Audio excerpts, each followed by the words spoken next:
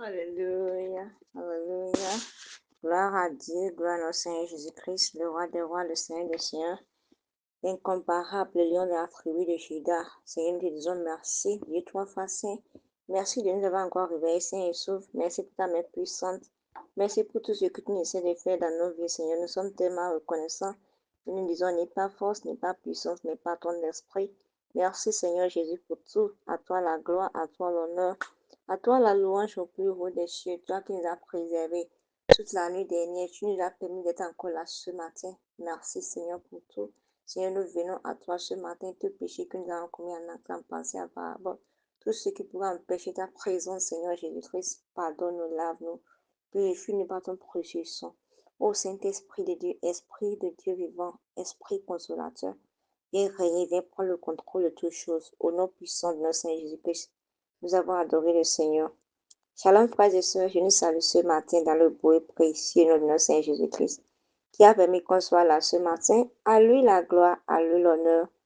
et la magnificence au plus haut des cieux. Alors ouvrons nos Bibles dans le livre de Jean 15, verset 23, qui dit ceci. Celui qui me hait est aussi mon Père. Celui qui me hait est aussi mon Père. Gloire à Dieu. Et on rappelle de la dévotion passée.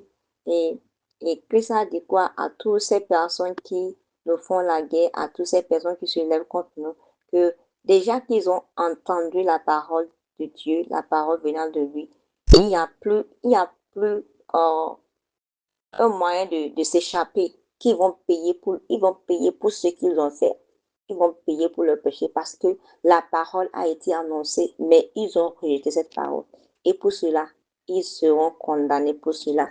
Pour ceux qui ont raté, je vous en prie, allez réécouter. Et je sais une chose, que cette parole va vous bénir abondamment au nom puissant de Jésus-Christ.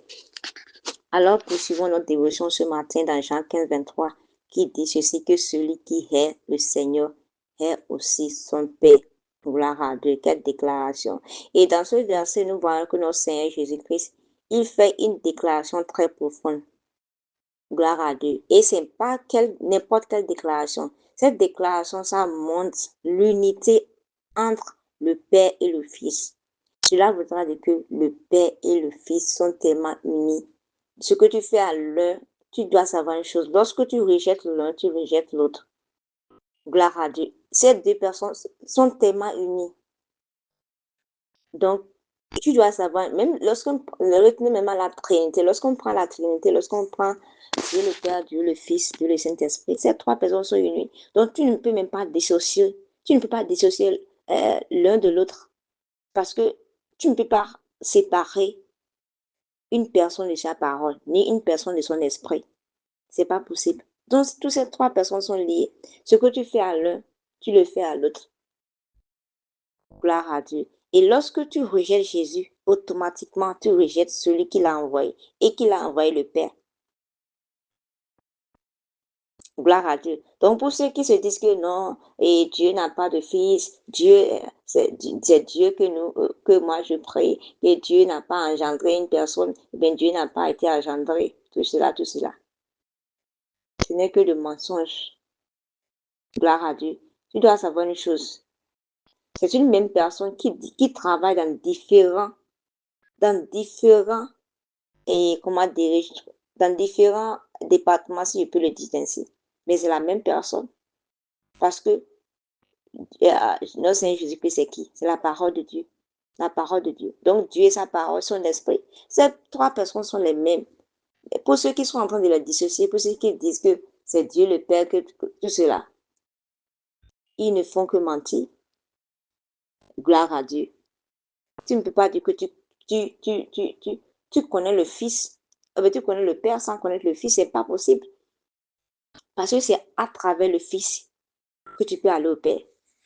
Il dit que nul ne peut aller au Père sans passer par lui. Gloire à Dieu. Alors, mon frère, ma soeur, il y a même pas, tu ne peux même pas t'échapper. Il n'y a pas moyen de t'échapper. Tu ne peux pas aller au Père sans passer par le Fils. Tu ne peux pas. Il n'y a pas de corruption à faire. Non, il n'y a pas de demi-mesure. C'est pas le Fils ou rien. Gloire à Dieu. Et notre Seigneur Jésus-Christ est la révélation parfaite du caractère, de l'amour et de la vérité de Dieu. Gloire à Dieu. Il est venu nous montrer qui est réellement le Père.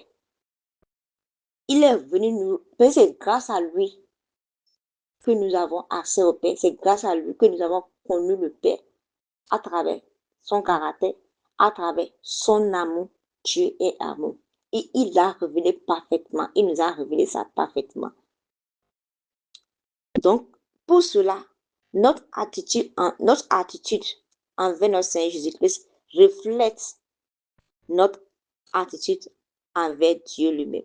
C'est ce que je disais tantôt. Ce que tu fais à l'un, laisse-moi te dire, tu le fais automatiquement à l'autre. Parce que ces personnes sont liées, tu ne peux pas les dissocier. Gloire à Dieu. Et cela nous ramène à dire que quand on parle du christianisme, le christianisme, ce n'est pas une religion. Ce n'est pas une tradition. où il y a des, comment dirais-je, il y a des choses à faire. Non, non, non, non. C'est au contraire, c'est une vie. C'est une relation avec le Seigneur Jésus-Christ. C'est un mode de vie. Et au fur et à mesure que tu te rapproches chez lui, au fur et à mesure, tu le connais davantage. Et lorsque tu le connais davantage, tu connais aussi le Père.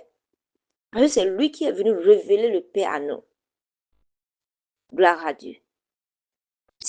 Quand on parle de christianisme, c'est au-delà de que c'est une religion. Je vais là parce que je veux quelque chose. Et puis, quand je finis de recevoir ça, je pars. Non, c'est une relation.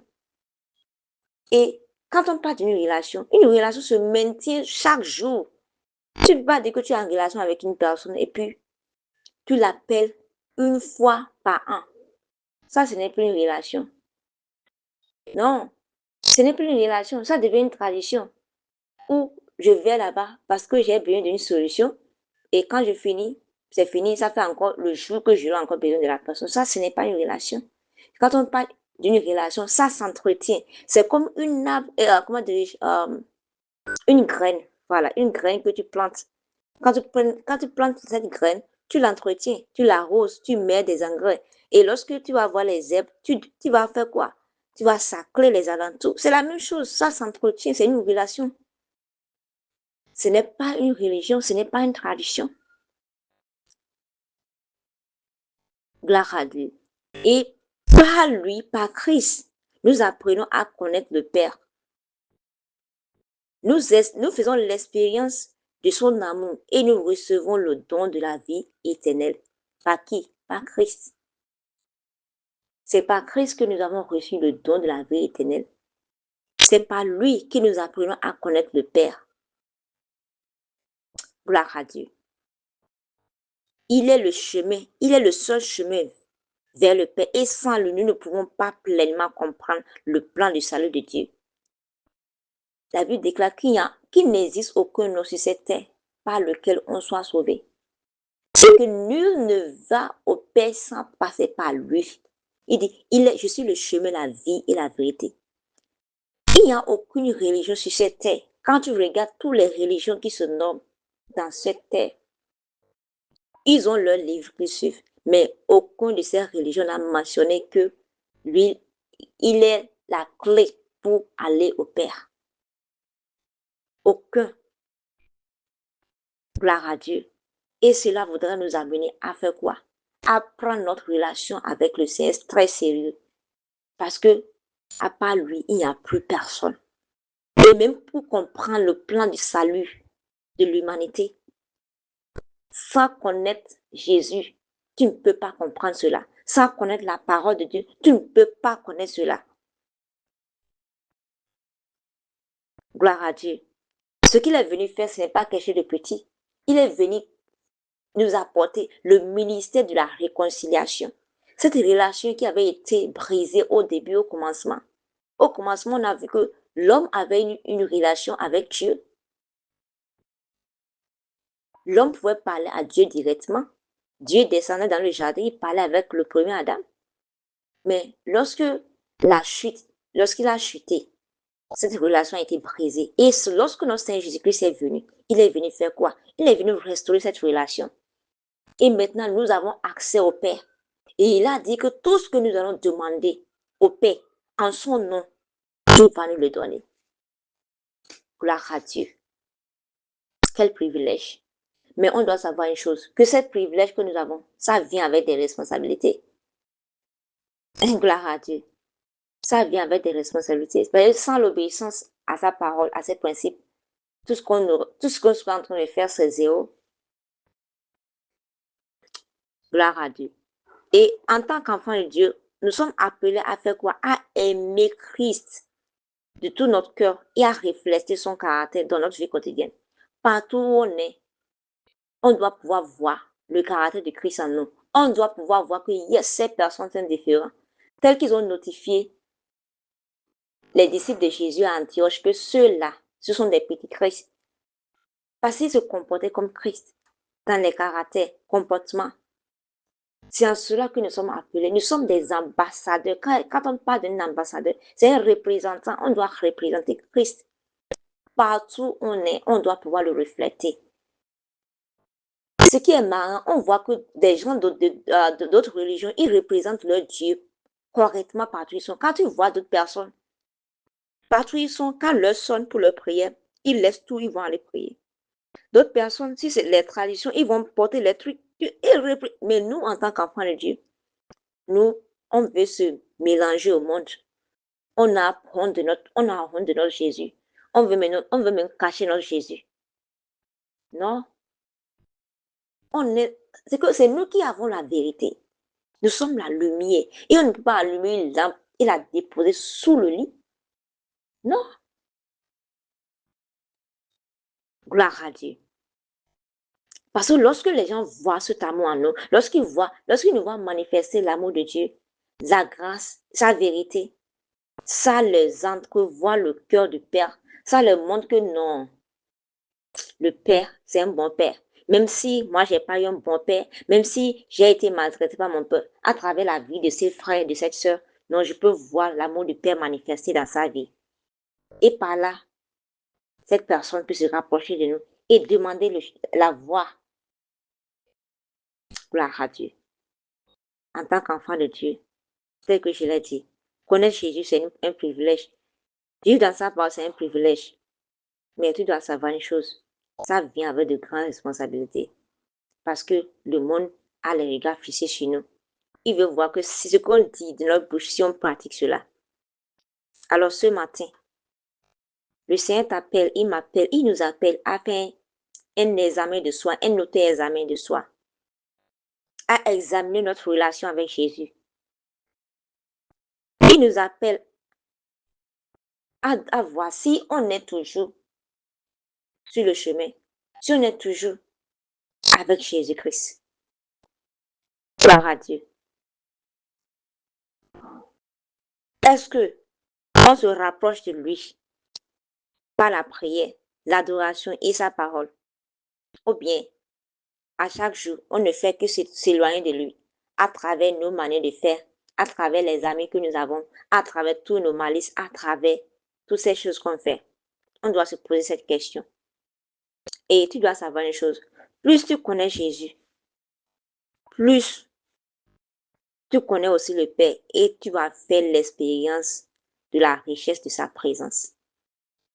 Alors ce matin, peu importe ce par quoi tu es passé, peu importe comment cette relation a été brisée, peu importe ce que tu as entendu, viens faire la paix avec le Seigneur Jésus-Christ. Il t'attend. Il est en train de frapper à la porte de ton cœur. Ouvre-lui et il viendra dîner, lui et son Père. Père Céleste, te disons merci. Merci pour ta parole qui est oui et amen. Merci de t'être révélé à travers ton Fils, Seigneur. Aide-nous à le connaître plus profondément et à marcher en communion étroite avec lui chaque jour. Que notre vie reflète son amour, sa vérité et sa grâce. Attire-nous plus près de toi, Seigneur, et affermis notre foi alors que nous sommes en Christ. Seigneur, nous remettons cette journée en tes mains. Bénis cette journée pour nous. Sanctifie-la. Que tout ce que l'Union a programmé pour cette journée soit nul et sans effet. Que tout ce que tu as prévu pour nous en ce jour, que nous puissions posséder toutes ces choses au nom puissant de Jésus-Christ. Bénis tous nos efforts. Bénis l'œuvre de nos mains, Seigneur. Remplis-nous de ta présence, remplis-nous de ton amour et aide-nous à dépendre de toi et à marcher dans ta volonté. Ainsi soit-il, au nom puissant de notre Seigneur Jésus-Christ, nous avons prié. Amen. Excellente journée à chacun de nous tous et shalom.